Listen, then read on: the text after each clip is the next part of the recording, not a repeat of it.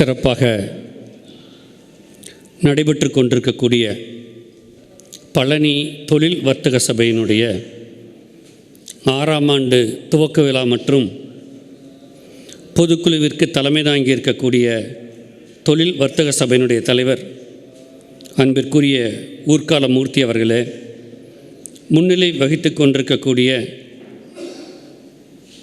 நிர்வாகக்குழு உறுப்பினர் சந்திரசேகரன் அவர்களே, செயலர் கார்த்திகேயன் அவர்களே, நன்றியுரை வழங்க இருக்கக்கூடிய செந்தில்குமார் அவர்களே,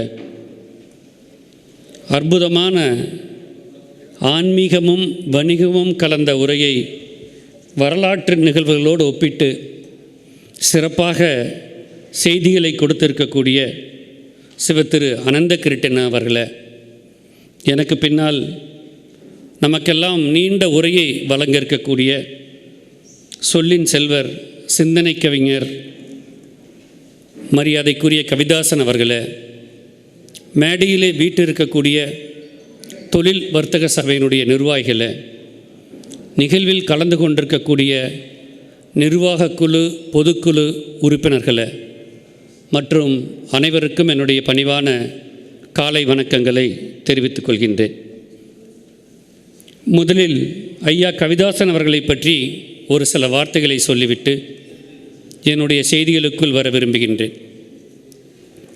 நான் இந்த மேடை பேச்சை பழக வேண்டும், மேடையிலே தடையின்றி பேச வேண்டும் என்று கோவையில் உள்ள விஜயா பதிப்பகத்திற்கு சென்று சில நூல்களை ஆய்வு செய்த பொழுது தேர்ந்தெடுக்கும் பொழுது எனக்கு கிடைத்த நூல் கவிதாசன் அவர்களுடைய மேடை பேச்சு எப்படி என்கின்ற. இது எப்போது நிகழ்வதென்றால் 25 ஆண்டுகளுக்கு முன்பு நடந்தது. ஆக 25 ஆண்டுகளுக்கு முன்பு இந்த மேடை பேச்சை வளர்த்தி கொள்ள வேண்டும் என்று எனக்கு சிந்தனை தோன்றிய பொழுது எனக்கு ஆசிரியராக வந்து அமர்ந்து என் இதயத்திலே வீற்றிருந்தவர் ஐயா கவிதாசன் அவர்கள்.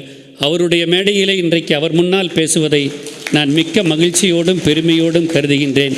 இந்த நாள் எனக்கு இனிய நாள். அதை போலவே அனந்த கிருஷ்ணன் அவர்களை நாம் 20 நிமிடம் மட்டுமே நேரம் வழங்கியிருக்கின்றோம்.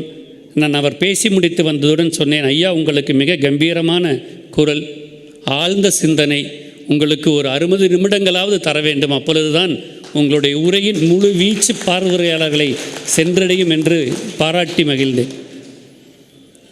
ஆக உள்ளபடியே இந்த தொழில் வர்த்தக சபை இன்றைக்கு சிறப்புரையாற்ற என்னை அழைத்ததற்கு முதலில் அவர்களுக்கு என்னுடைய மனமார்ந்த நன்றிகளை மகிழ்வோடு தெரிவித்துக் கொள்கின்றேன். என்னுடைய தந்தை நான் ஒரு சிறந்த தொழிலதிபராக வேண்டும் என்பதற்காக என்னை படிக்க வைத்து பொறியியல் பட்டதாரியாக்கி அந்த தொழில்துறையில் என்னை முழுமையாக ஈடுபடுவதற்கு அனைத்து வாய்ப்புகளையும் வழங்கினார். தொழில் துவங்கி 1993 முதல் 2007 வரை திருப்பூரிலே 3 ஏற்றுமதி நிறுவனங்களை தொடங்கி மிகப்பெரிய அளவிலே வணிகத்தை உருவாக்கி அன்றைக்கே ஒரு 500 பேர்களுக்கு வேலைவாய்ப்பை ஏற்படுத்தி கொடுத்த பின்பு காலம் என்னை பொது வாழ்க்கைக்கு அழைத்து வந்தது. ஆக ஒரு விவசாய குடும்பத்திலே பிறந்து தொழில் முனைவோராக வளர்ந்து மக்கள் பிரதிநிதியாக இந்த மண்ணிற்கு பாடுபட்டு இன்றைக்கு பல்வேறு அமைப்புகளில் உங்களோடு முன்னின்று கலந்து கொள்ளும் வாய்ப்பை இந்த பிரபஞ்சம் எனக்கு வழங்கியிருப்பதற்கு பிரபஞ்சத்திற்கு நன்றி சொல்ல கடமைப்பட்டிருக்கின்றேன். ஆக என்னை பற்றி ஒரு முன்னுரை வழங்கினார். அந்த முன்னுரையிலே நான் ஒரு 11,000 பேருக்கு கல்விக்கடனை பெற்றுக் கொடுத்ததாக அதில் குறிப்பிடப்பட்டிருந்தது.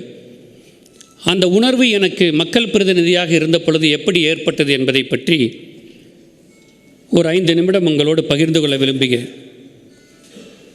ஒரு சட்டமன்ற உறுப்பினராகவோ பாராளுமன்ற உறுப்பினராகவோ இருந்தோம் என்று சொன்னால் மக்கள் பல்வேறு குறைகளை எடுத்துக்கொண்டு நம்மை வந்து அணுகுவார்.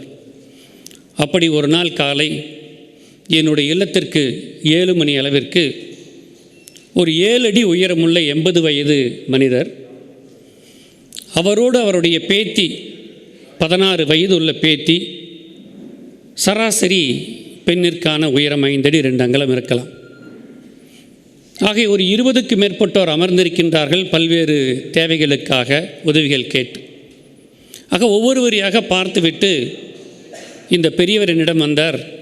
தம்பி, உங்கள் அப்பாவை எனக்கு நல்லா தெரியும், உங்கள் அப்பாவோட எனக்கு நல்ல பரிச்சயம் இருக்கிறதுனால உங்ககிட்ட ஒரு உதவி கேட்டு வந்திருக்கேன் அப்படின்னார். சொல்லுங்க ஐயா அப்படின்னு. தம்பி, எனக்கு ஒரு மகன் இருந்தான். அவன் ஒரு நாள் உடுமலைப்பேட்டைக்கு அருகிலே ஒரு விபத்தில் காலமாகிவிட்டான். எனக்கு ஒரு மகள் இருந்தால் கொரோனா என்கின்ற கொடிய நோய் தொற்றிலே அவளும் இறந்து விட்டாள். எனக்கு வயது 80 ஆகிறது. நான் ஒரு நிறுவனத்திற்கு காவலாளியாக வேலைக்கு சென்று கொண்டிருந்தேன். அங்கே எனக்கு மாதம் 6000 ரூபாய் வழங்கி வந்திருந்தார்கள்.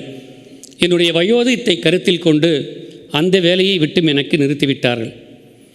ஆக என்னுடைய மகனை இழந்து மகளை இறந்து நாங்கள் இருவரும் உணவிற்காக போராடி கொண்டிருக்கும் பொழுது என்னுடைய வேலையும் பறிபோய்விட்டதனால் இப்பொழுது என்னுடைய தெருவில் இருந்தவர்கள், நண்பர்கள், உற்றார் உறவினர்களிடம் உணவிற்காக கையேந்தி வாழ வேண்டிய சூழ்நிலை எனக்கு இருக்கிறது.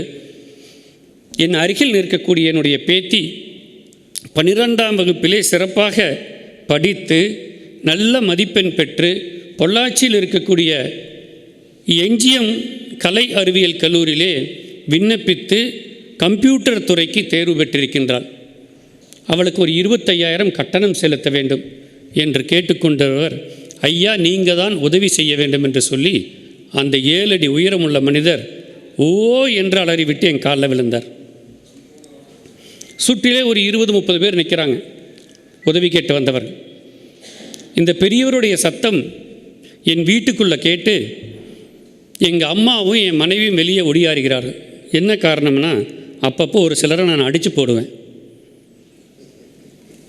அப்படி இன்றைக்கி யாராவது அடித்து போட்டானா என்னமோ அப்படின்னு பயந்துட்டு 2 பேர் வெளியோடியாந்தாங்க. ஆக இந்த பெரியவர் விழுந்து அழுகும் பொழுது இந்த பெரியவர் மேலே அந்த பெண் 16 வயது பெண்ணு விழுந்து ஓ என்று அழுது கொண்டு அந்த பெரியவரை தூக்க முயற்சிக்கிறார். ஆக ஒரு காலிலே பெரியவர், இன்னொரு காலிலே அந்த மாணவி. அந்த சத்தம் அருகில் இருக்கக்கூடிய கடைத்தெருவுக்கு சென்று அங்கே இருக்கிறவங்களாம் வீட்டுக்குள்ளே ஓடியாந்துட்டாங்க. ஆக கிட்டத்தட்ட 100 பேர் அந்த இடத்துல சேர்ந்துட்டாங்க. அவர்கள் வந்திருப்பது 25,000 ரூபாய் கல்வி கட்டணத்தை செலுத்த முடியவில்லை. உடனடியாக அருட்செல்வர் மகாலிங்கம் ஐயா அவர்களுடைய கல்லூரி அது, கவிதாசன் ஐயா அவர்களுக்கு நன்கு தெரியும். அந்த கல்லூரி முதல்வரை அழைத்து, நான் ஒரு மாணவியை அனுப்பி வைக்கின்றேன், அந்த மாணவிக்கு நீங்கள் 25,000 ரூபாய் கட்டணத்திலே சலுகை தர வேண்டும். உங்களுடைய கல்லூரியினுடைய செயலர் அவர்களிடம் நான் பேசிக்கொள்கின்றேன்.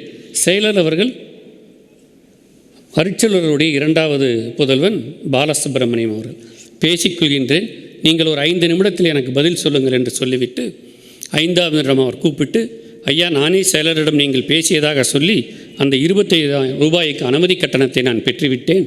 நீங்கள் இன்றைக்கே அந்த மாணவியை எங்களுக்கு அனுப்பி வையுங்கள், நாங்கள் அவர்களுக்கு அனுமதி வழங்குகின்றோம் என்று முதல்வர் சொல்லிய பின்பு அந்த இருவரிடமும் சொல்லி அனுப்புகிறேன். ஆக இந்த நிகழ்விற்கு பின்பு எனக்குள் ஒரு உள்ளுணர்வு தோன்றியது. இப்படி இன்றைக்கு இருக்கக்கூடிய குடும்பங்களில் எத்தனையோ குடும்பங்கள் இது போன்ற கதைகள் இருக்கிறது.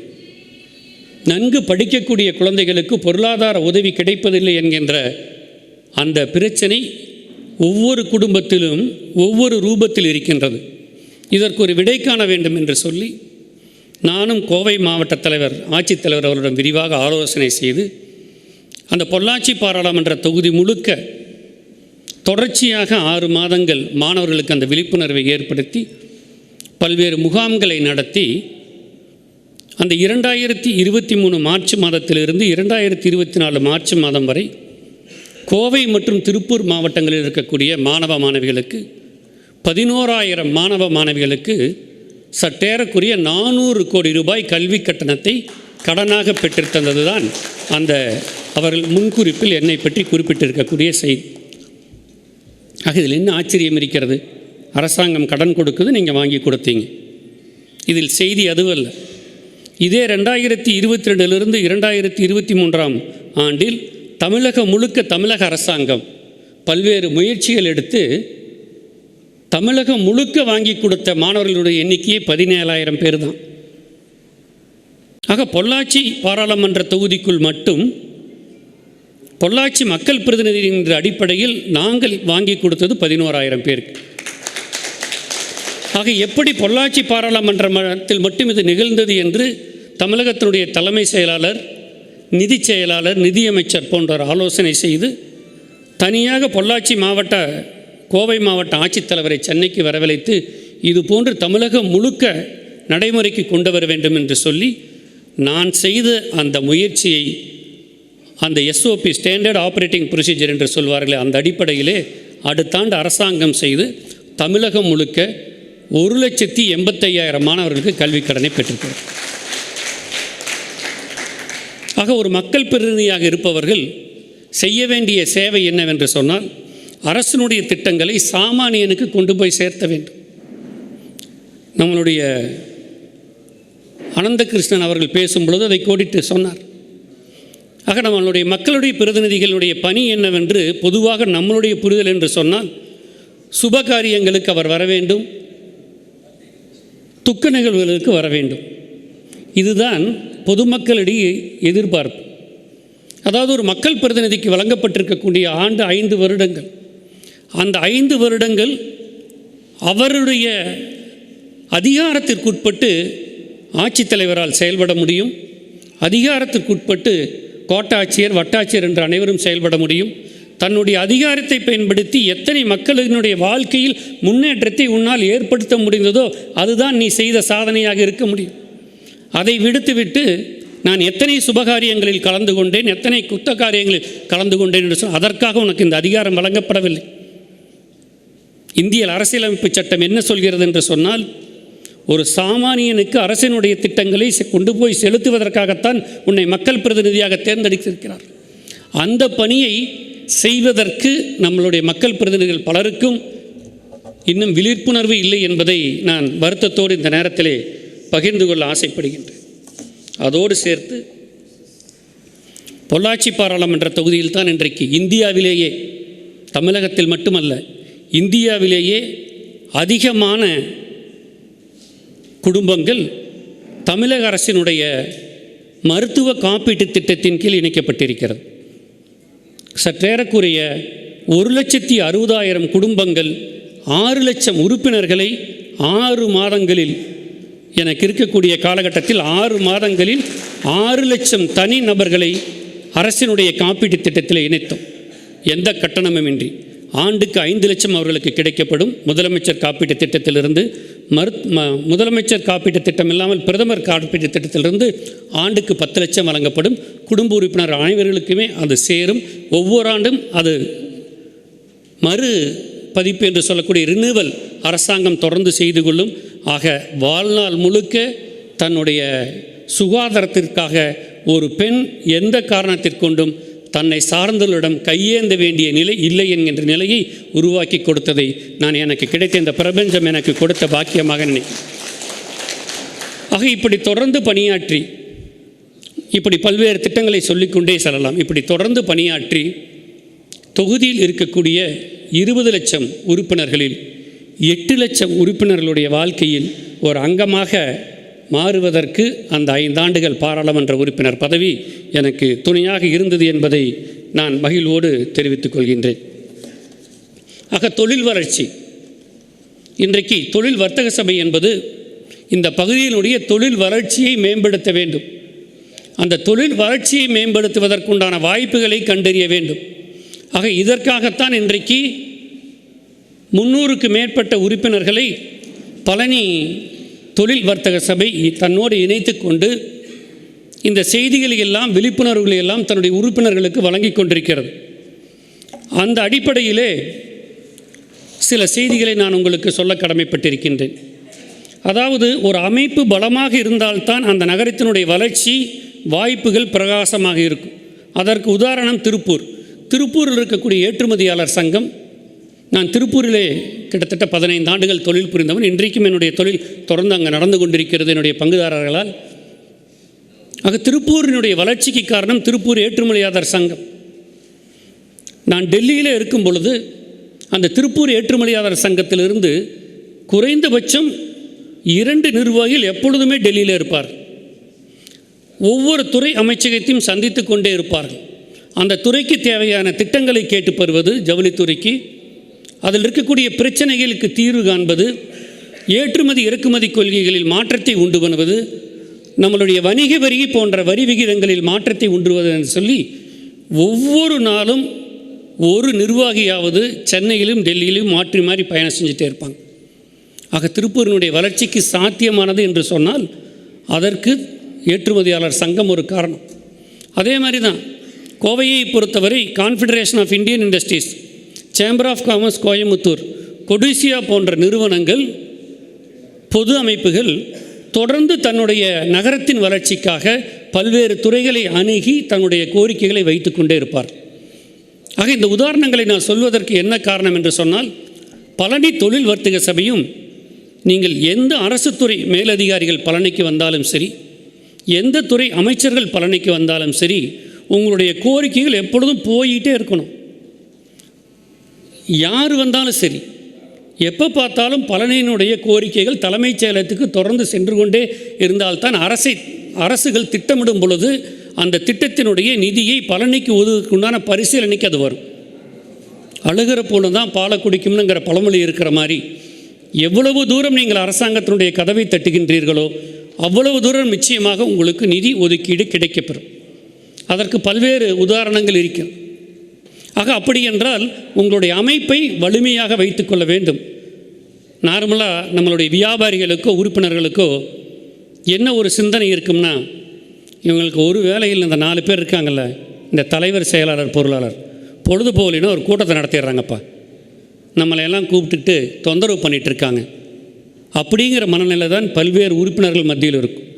உறுப்பினர்கள் யாரெல்லாம் உற்சாகத்தோடு வந்து கூட்டத்திலே கலந்து கொள்கின்றார்கள் என்று சொன்னால் விரல் விட்டு எண்ணக்கூடிய நபர்கள் தான் இருப்பாங்க. அது இந்த அமைப்பு மட்டுமல்ல, எல்லா ஊரில் இருக்கக்கூடிய அமைப்பும் அப்படி தான் இருக்குது. ஒரு சில அமைப்புகள் தான் தனித்துவமாக இருக்கிறது. அந்த அமைப்புகள் வெற்றியை தொடர்ந்து கொண்டாடி கொண்டிருக்கிறது. ஆக உறுப்பினர்களுடைய ஒற்றுமை இருந்தால்தான் அந்த அமைப்பை நடத்துபவர்களுக்கு ஒரு உற்சாகம் ஏற்படும். ஆக இந்த அமைப்பை நடத்துபவர்கள் வலிமையாக நடத்தினால்தான் உங்களுடைய கோரிக்கைகளை கேட்டு பெற முடியும். இன்றைக்கு பழனிக்கு ஒரு தொழில் பூங்கா வேண்டும் என்று சொன்னால் ஹோட்டல் வியாபாரிகள் சங்கமாக போய் தொழில் பூங்கா கேட்க முடியும், இல்லை ஒர்க் ஷாப் வச்சுருக்கிறவங்க சங்கமாக போய் கேட்க முடியும், இல்லை நகைக்கடை சங்கமாக போய் கேட்க முடியும். ஆக இது அத்தனையும் ஒருங்கிணைத்த ஒரு அமைப்பு தொழில் வர்த்தக சபை. ஆக எந்த ஒரு கோரிக்கை அரசாங்கத்திற்கு வைக்க வேண்டும் என்று சொன்னாலும் உங்களுக்கு தொழில் வர்த்தக சபை என்ற அமைப்பு திறமையாக செயல்படக்கூடிய அமைப்பாக இருந்தால் உங்களுக்கு தொழில் பூங்காக்கள் கொண்டு வருவது சுலபம். ஆக தொழில் பூங்காக்கள் அமைந்தால் மட்டுமே தான் உங்களுக்கு மானியமும் அதிக சலுகையிலும் தொழில்களை பெறுவதற்கு சுலபமாக இருக்கும். இப்போ என்னுடைய முயற்சியின் காரணமாக, பொள்ளாச்சிக்கு அருகிலே தொடர்ந்து எடுத்த முயற்சியின் காரணமாக தான் தமிழ்நாடு அரசு கயிறு வாரியத்தை உருவாக்கி கொடுத்தது. மத்திய அரசினுடைய கயிறு வாரியம் இருக்குது, தமிழக அரசுக்கு கயிறு வாரியம் கிடையாது. இன்றைக்கு இந்தியாவிலேயே தென்னை அதிகமாக இருக்கக்கூடிய மாநிலம் தமிழகம். 5 லட்சம் ஹெக்டேர் இருக்குது. இந்த 5 லட்சம் ஹெக்டேரில் தென்னை அதிகமாக இருக்கக்கூடிய 2 மாவட்டங்கள் கோவை, திருப்பூர். கோயம்புத்தூரில் மட்டும் 95,000 ஹெக்டேர் தென்னை மரம் இருக்குது. திருப்பூர் மாவட்டத்தில் 80,000 ஹெக்டேர் தென்னை மரம் இருக்குது. ஆக உலக அளவிலே தென்னை அதிக அளவில் பயிரிடக்கூடிய பகுதி தமிழ்நாடு. அதிலும் கோவை, திருப்பூர், அதற்கு அடுத்தபடி திண்டுக்கல் மாவட்டம் வந்துடும் பக்கத்தால். ஆக நமக்கு அரசின் திட்டங்களை பெறுவதற்கு ஒரு வாரியம் என்று சொன்னால் அதை சார்ந்த வாரியத்தை தொடர்ந்து முயற்சி எடுத்து கொண்டு வந்த பொள்ளாச்சி. ஆக இது எதனால் சாத்தியமாச்சு என்று சொன்னால் தொழில் வர்த்தக சபை என்னோடு இணைந்து பணியாற்றியதால் சாத்தியமாச்சு. ஆக பழனிக்கு வேண்டிய தேவைகளை முன்னெடுப்பதற்கு உங்களுக்கு தேவை தொழில் வர்த்தக சபை திறம்பட செயல்பட வேண்டும்.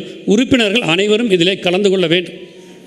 ஆக இந்த அமைப்பின் மூலம் 2 பெரிய திட்டங்களை நான் நடத்தியிருக்கேன். நான் திருப்பூரில் இருக்கும் பொழுது தென்னிந்திய பனியன் உற்பத்தியாளர் சங்கம் ஒன்று இருக்காங்க, அதில் நான் ஒரு உறுப்பினர். அதுக்கு நிட்டிங் அப்படின்னு சொல்லிட்டு ஒரு தனியாக ஒரு செக்டார் இருக்குது. கடந்த 7 வருடங்களுக்கு முன்பு மத்திய அரசாங்கம் ஒரு திட்டத்தை அறிவித்தது.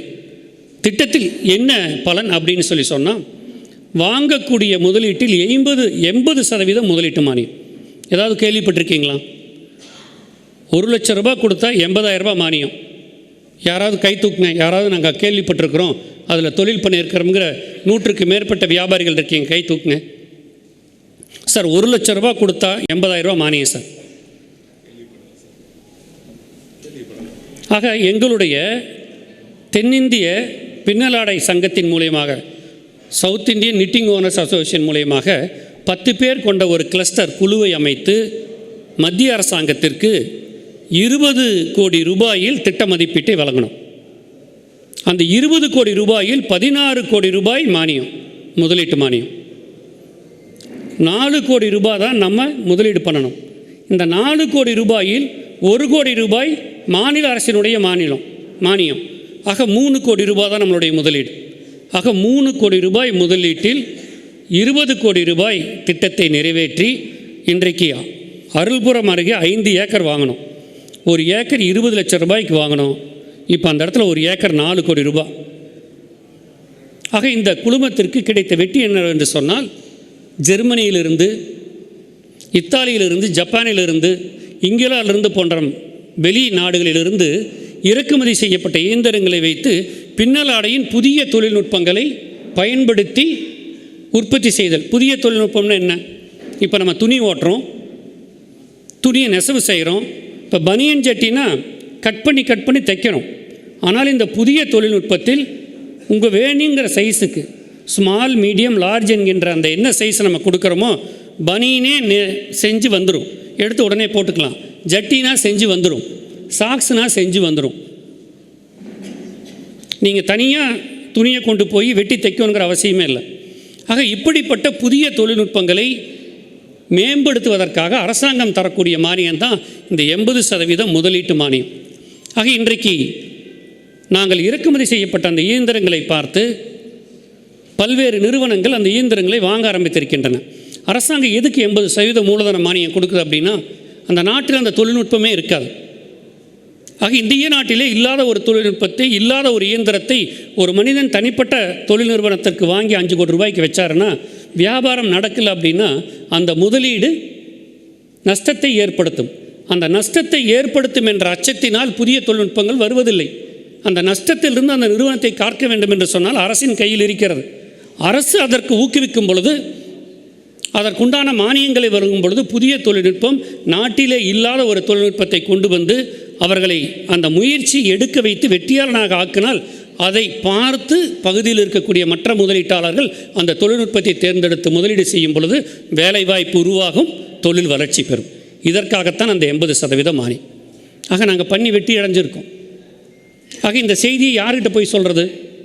தொழில் வர்த்தக சபை என்ற ஒரு அமைப்பு இருக்கும் பொழுது, இப்படிப்பட்ட அரங்கிலே அமர்ந்து 150க்கு மேற்பட்ட வியாபாரிகளும் அமர்ந்திருக்கும் பொழுது இந்த செய்தியை சொன்னால் உங்களில் 10 பேர் அதை நோக்கி சிந்திப்பீர். ஆக இது ஒரு உதாரணம் 7 ஆண்டுகளுக்கு முன்பு நடந்தது. இப்பொழுது 2 பேர்த்து நான் மேடை கலைக்கிறேன். விஷ்ணுவர்தினி, நரேஷ் 2 பேர் மேலைக்கு வாங்க. இதில் விஷ்ணுவர்தினி அவர்கள் மடத்துக்குளம் பகுதியை சார்ந்தவர். தமிழ்நாடு விவசாய பல்கலைக்கழகத்திலே விவசாய பிரிவிலே முனைவர் பட்டம் பெற்று, இந்த பக்கம் விவசாய பிரிவிலே முனைவர் பட்டம் பெற்று பிலிப்பைன்ஸில் 5 வருஷம் ஆராய்ச்சியாளராக வேலை செய்தவர் நரேஷ் அவர்கள் ஜெனீவாவில், சுவிட்சர்லாந்து ஜெனீவாவிலே முனைவர் பட்டம் பெற்று அமெரிக்காவிலே நியூயார்க்கிலே 5 ஆண்டுகள் ஆராய்ச்சியாளராக பணியாற்றியவர்கள். இவர்கள் 2 பேரும் விவசாயத்துறைக்காக தன்னுடைய வாழ்நாளை அர்ப்பணித்திருக்கிறவர்கள். இவங்க 2 பேரும் சேர்ந்து ஒரு ப்ராஜெக்ட் செய்கிறாங்க. அவர்களுக்கு நான் உதவி பண்ணுறேன். என்ன ப்ராஜெக்ட் செய்கிறாங்க அப்படின்னா, இன்றைக்கு பெண் தொழில் முனைவோருக்கு மத்திய அரசாங்கமும் மாநில அரசாங்கம் சேர்ந்து சில மானியங்களை கொடுக்கிறது. இவர்கள் செய்யக்கூடிய தேர்ந்தெடுக்கக்கூடிய துறை என்ன அப்படின்னா, விவசாயிகளிடமிருந்து காய்கறிகளை பெறுதல், அந்த பெற்ற காய்கறிகளை இயந்திரங்களை கொண்டு சுத்தப்படுத்துதல், அதாவது தண்ணியை வச்சு வாஷ் பண்ணுறது, ஃபஸ்ட்டு வாஷிங். அங்கே சுத்தப்படுத்தியப்பட்ட காய்கறிகள் நச்சுத்தன்மை ஏற்படாமல் இருப்பதற்காக ஓசோன் வாஷ், முதல்ல நார்மலாக தண்ணியை வச்சு கழுவிடுறோம் ஒரு மிஷினில், அதற்கப்புறம் ஓசோன் வாஷ் வச்சு கழுவிடுறோம். 3ஆவதாக தண்ணியை இருந்து வெளியே எடுக்கிறதுக்கு அந்த ட்ரையர் என்கின்ற அந்த திட்டத்தை, அந்த கருவியை வைத்து தண்ணியை மேலே எடுத்துறோம். ஆக இது எடுத்த பின்பு என்ன பண்ணுறாங்க அப்படின்னா, காய்கறிகளை தரம் பிரிக்கிறது. இப்போ தக்காளி இருக்குது, கத்திரிக்காய் இருக்குது, பீட்ரூட் இருக்குது, இப்படின்னா இந்த உருண்டை வகை காய்கறிகள் எல்லாம் இருக்குதுன்னா அதுக்கெல்லாம் கிரேடிங் மெஷின் போட்டிங்கன்னா பெரிய சைஸ் தனியாக, மீடியம் சைஸ் தனியாக பிரிஞ்சு வந்துடும். நீளமாக இருக்கக்கூடிய காய்கறிகள், இப்போ கேரட் நீளமாக இருக்குது, வெள்ளரிக்காய் நீளமாக இருக்குது, வெண்டைக்காய் நீளமாக இருக்குது, இந்த மாதிரி நீளமாக இருக்கக்கூடிய காய்கறிகளுக்கு தரம் பிரிக்கக்கூடிய மெஷின் அது தனித்தனியாக பிரிச்சிடும். ஆக இப்படி தரம் பிரித்த பின்பு இந்த காய்கறிகளை, சிறிய வகை காய்கறிகளை கட் பண்ணி மெஷினில் கட் பண்ணி வேக்யூம் பேக்கிங் பண்ணி அந்த ஃப்ரீசரில் வச்சுருவாங்க. அதே மாதிரி காய்கறிகள் அதிக உற்பத்தி ஆகிறப்போ ஒரு கோல்டு ஸ்டோரேஜ், அந்த கோல்டு ஸ்டோரேஜில் கொண்டு போய் வச்சுருவாங்க.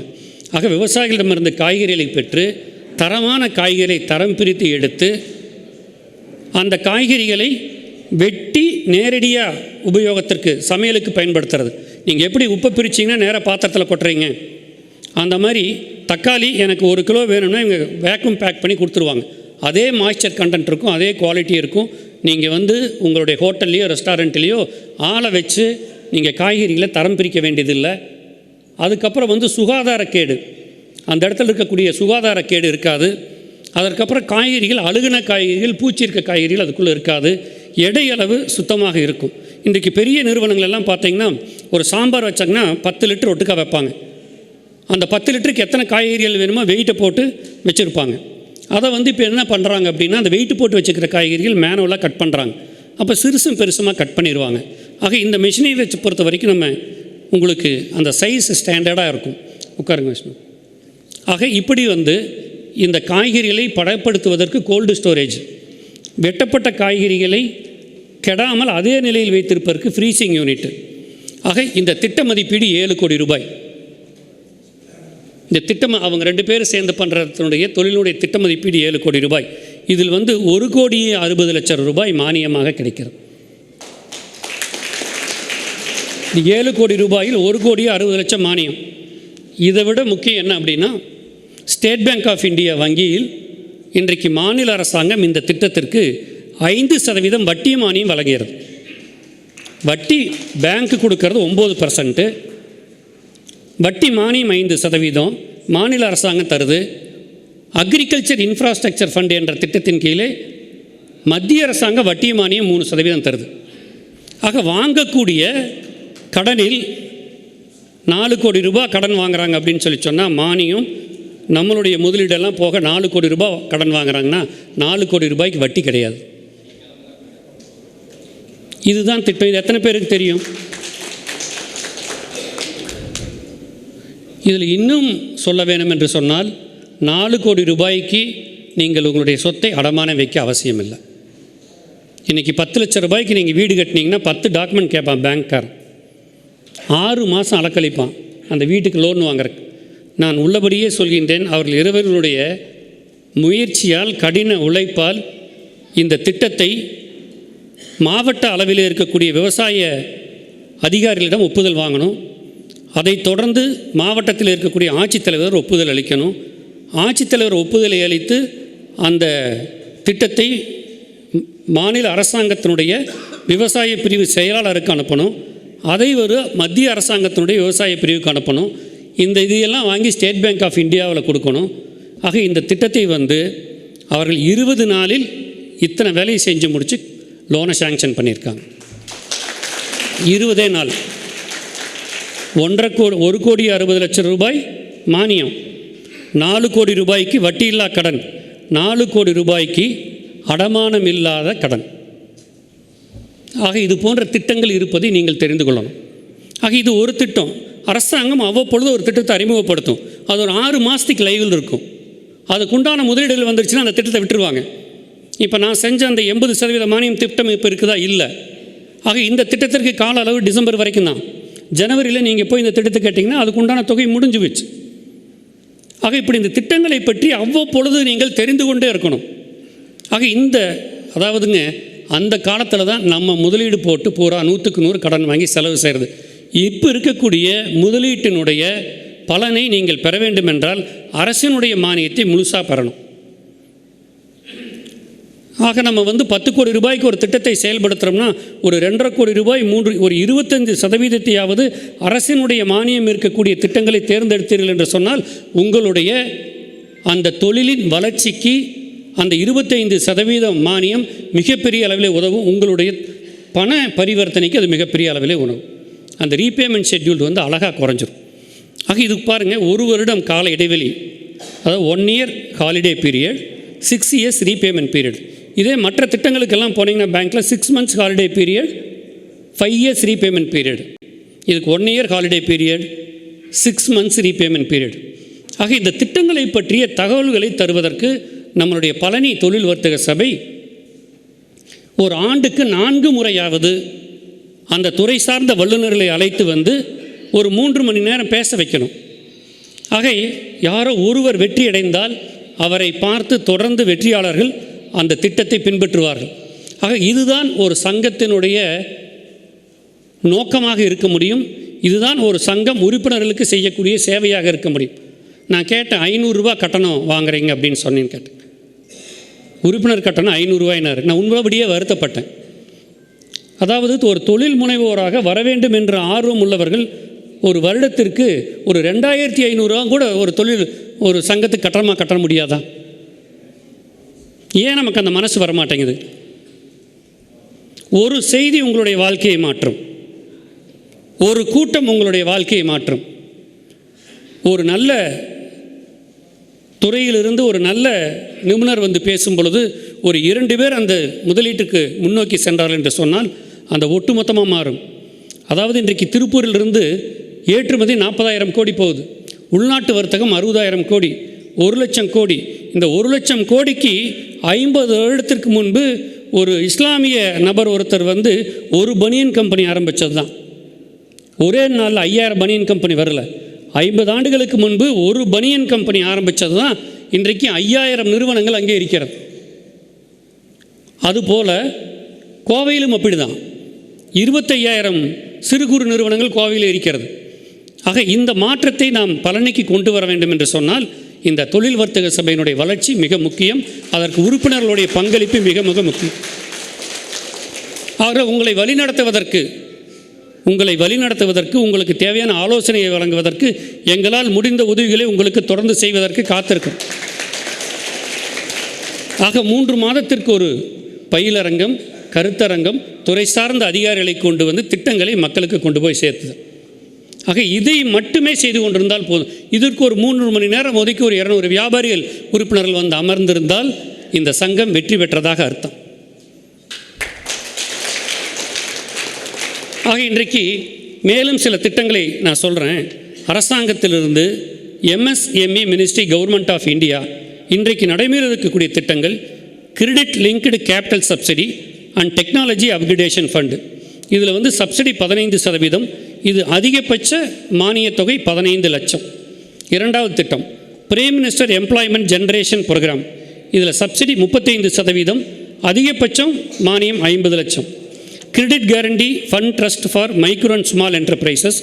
இதில் வந்து உச்சபட்ச முதலீடு அப்படிங்கிறது 5 கோடி ரூபாய் வரை அவங்க வந்து இந்த மாதிரி துறைகளுக்கு credit guarantee fund trust for micro and small enterprises. நான் சொன்னேன் இல்லைங்களா, 4 கோடி ரூபாய்க்கு எங்களுக்கு அடமானம் வைக்காமல் கடன் கொடுக்குறாங்க அப்படின்னா அது இந்த திட்டத்தின் அடிப்படையில் தான். CGTMSEன்னு பேருங்க, credit guarantee fund trust for micro and small enterprises. அதாவது மத்திய அரசாங்கம் ஒரு நிதியை இதற்கென ஒதுக்கி நம்மை போன்ற சிறு குறு நிறுவனங்கள் முதலீடு செய்யும் பொழுது அவர்களுடைய சொத்து மதிப்பு குறைவாக இருந்து வங்கியில் அடமானம் வைப்பதால் அவர்களால் தொழில் பண்ண முடியவில்லை என்ற சூழ்நிலை வரும் பொழுது இந்த திட்டத்தை மத்திய அரசாங்கம் வங்கிகளுக்கு பரிந்துரை செய்து பயன்படுத்தி கொள்ள செய்திருக்கிறது. இதெல்லாம் செய்ய முடியலன்னா சொல்லுங்கள், அதிகாரிகளை எப்படி வேலை வாங்குறதுங்கிறது எங்களுக்கு தெரியும். நான் இதை முடிச்சுட்டு அடுத்து அந்த சப்ஜெக்ட்டுக்கு வர்றேன். Scheme of fund for regeneration of traditional industries. இதில் வந்து கிளஸ்டர் கான்செப்ட். இதில் வந்து காயர் இண்டஸ்ட்ரிக்கு கொடுக்குறாங்க, காதிக்கு கொடுக்குறாங்க, வில்லேஜ் இண்டஸ்ட்ரிக்கு கொடுக்குறாங்க. இது வந்து 8 கோடி ரூபாய் வரை இந்த திட்டங்களுக்கு அரசாங்கம் நிதியுதவி செய்கிறது. அதாவது scheme of fund for regeneration of traditional industries, இதை சுருத்தின்னு சொல்லுவாங்க. இந்த திட்டத்திற்கு பேர் 8 கோடி ரூபாய் வரை முதலீடு செய்யலாம். இந்த திட்டத்திலையும் உங்களுக்கு வட்டிய மானியம் இருக்குது, முதலீட்டு மானியம் இருக்குது. அதே மாதிரி central plus state capital subsidy combined benefit பார்த்தீங்கன்னா நான் சொன்ன மாதிரி இந்த 50% வரைக்கும் மானியம் இருக்கக்கூடிய திட்டங்கள் இருக்குது. அதாவது சிட்பி, நபார்டு இவங்க 2 பேர் சேர்ந்து லிங்க்டு கேபிட்டல் சப்போர்ட் ஸ்கீம் அப்படின்னு ஒன்று வச்சுருக்காங்க. இதில் வந்து கிளஸ்டருக்கு கொடுக்குறாங்க, அக்ரோ பேஸ்டு இண்டஸ்ட்ரீஸ் கொடுக்குறாங்க, உமன் அண்ட் கிரீன் என்டர்பிரைசஸ்க்கு கொடுக்குறாங்க. ஸோ இதெல்லாம் வந்து இருக்கக்கூடிய ஒரு சில ஸ்கீமுங்க. இந்த மாதிரி கிட்டத்தட்ட வந்து 500 ஸ்கீம் இருக்குங்க எல்லா டிபார்ட்மெண்ட்லேயும் சேர்ந்து. ஸ்டேட் அண்ட் சென்ட்ரல் கவர்மெண்ட்டில் அந்தந்த துறைக்கு தகுந்த மாதிரி 500 ஸ்கீம் இருக்குது. அதாவது பெஸ்ட்டு ப்ராஜெக்ட் ஃபார் பழனி, உங்களுடைய ஊருக்கு எந்த ப்ராஜெக்ட் நல்லா போகும் அப்படின்னு பார்த்தீங்கன்னா integrated food processing plus gold storage project.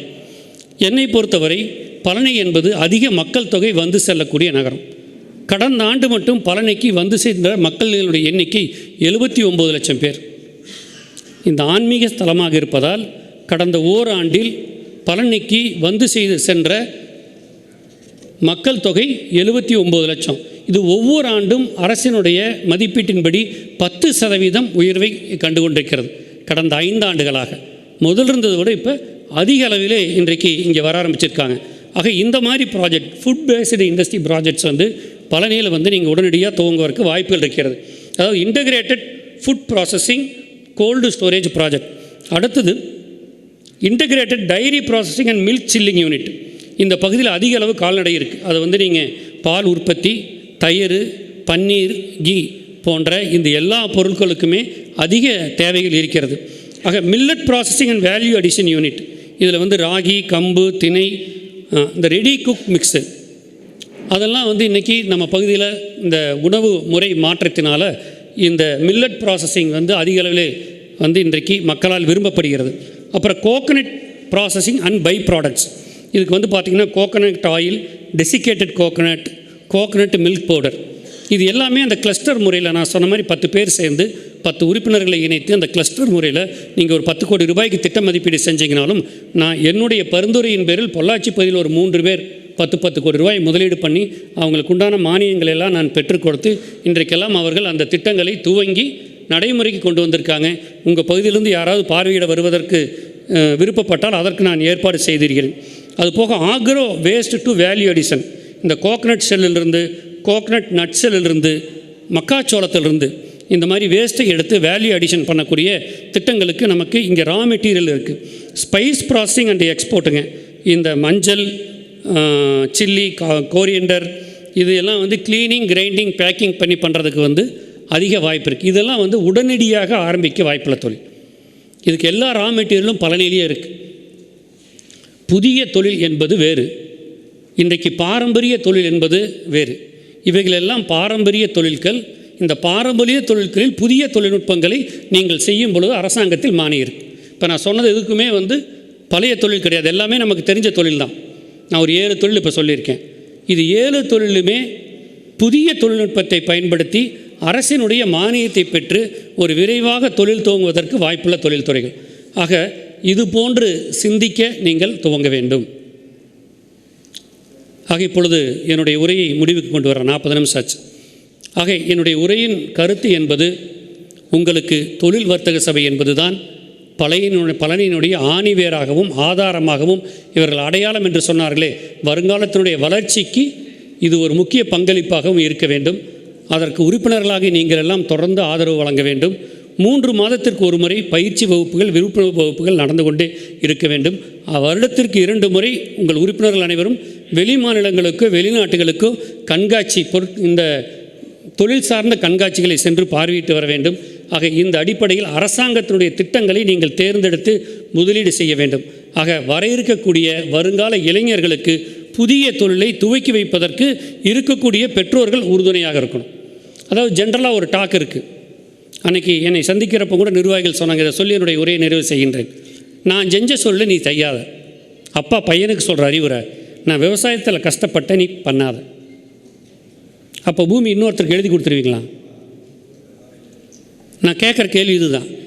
உங்களுக்கு 40 ஏக்கர் பூமி இருக்குது, விவசாயத்தில் நீங்கள் கஷ்டப்பட்டீங்க, நீங்கள் செய்யாதீங்கன்னா பூமியை பழனி முருகனுக்கு எழுதி வச்சிடலாமான்னு கேட்பேன். அப்போ உங்களுடைய சொத்தை பாதுகாப்பதற்கு உங்கள் வாரிசு தான் வரணும். அதில் இருக்கக்கூடிய முன்னேற்றத்தை தான் நீங்கள் கோடிட்டு அவர்களுக்கு ஒரு ஊக்கத்தை தர வேண்டுமே ஒழிய நான் செஞ்ச செயலை நீ செய்யாதுன்னு எந்த தொழிலையும் செய்யக்கூடாது. பழனியில் பாரம்பரியமான பல்வேறு தொழில் இருக்குது. அது உணவுக்கூடங்களாக இருக்கலாம், திருநீர் தயாரிக்கிறதா இருக்கலாம், பஞ்சாமிர்தம் தயாரிக்கிறதா இருக்கலாம். பழனியில் இருக்கக்கூடிய பாரம்பரிய தொழில்கள் நமக்கு அவசியம் தேவை. இது நம்மளுடைய இடத்தினுடைய வரலாறு. இந்த தொழிலை எக்காரணத்தை கொண்டும் நாம் நலிவடைய செய்து விடக்கூடாது. இந்த தொழில் முன்னேற்றங்களை புதிய தொழில்நுட்பத்தோடு அரசின் மானியத்தோடு செய்ய வேண்டும் என்பதுதான் என்னுடைய கருத்து. இரண்டாவது, வாய்ப்புள்ள பாரம்பரிய தொழில்களை புதிய தொழில்நுட்பத்தோடு உடனடியாக துவங்க வேண்டும். மூன்றாவது, அடுத்து 20 ஆண்டுகளில் இந்த உலகை ஆள இருப்பது என்னவென்று சொன்னால் semiconductor, electronics, data matrix, data centre. இந்த 4 துறைகள் தான் அடுத்த 20 ஆண்டுகளில் இந்த உலகை ஆள இருக்கிறது. எப்படி கடந்த 20 ஆண்டுகளில் சாஃப்ட்வேர், கம்ப்யூட்டர் சயின்ஸ் இந்த துறைகள் எல்லாம் மிகப்பெரிய வளர்ச்சி அடைந்ததோ, அடுத்த 4 ஆண்டுகளில் நீங்கள் தினசரி பேப்பரை எடுத்து பாருங்கள், அரசினுடைய உச்சபட்ச மானியம் என்பது செமிகண்டக்டர் ப்ராஜெக்ட்ஸ். இன்றைக்கி கோவையிலே ஒரு செமிகண்டக்டர் பார்க்கு 200 ஏக்கர் அரசாங்கம் ஒதுக்கி இருக்கிறது. அந்த செமிகண்டக்டர் துறையில் வருபவர்களுக்கு 50லிருந்து 60% முதலீட்டு மானியம் வர இருக்கின்றது. ஆக உங்களுடைய இளைஞர்களை புதிய தொழில்நுட்பத்தை நோக்கி நகர்த்துவதற்குண்டான விழிப்புணர்வு ஏற்படுத்துங்கள். ஆக தொழில் வர்த்தக சபை தான் பலனுடைய வளர்ச்சிக்கு உறுதுணையாக இருக்க முடியும். ஆக அந்த தொழில் வர்த்தக சபை வளர வேண்டும். அதில் இருக்கக்கூடிய உறுப்பினர்கள் அனைவரும் நீங்கள் புதிய தொழில்களை கண்டறிந்து மேலும் மேலும் வளர்ச்சி பெற வேண்டும். இந்த வாய்ப்பை எனக்கு நல்கிய அனைவருக்கும் நன்றி கூறி நிறைவு செய்கின்றேன். வணக்கம்.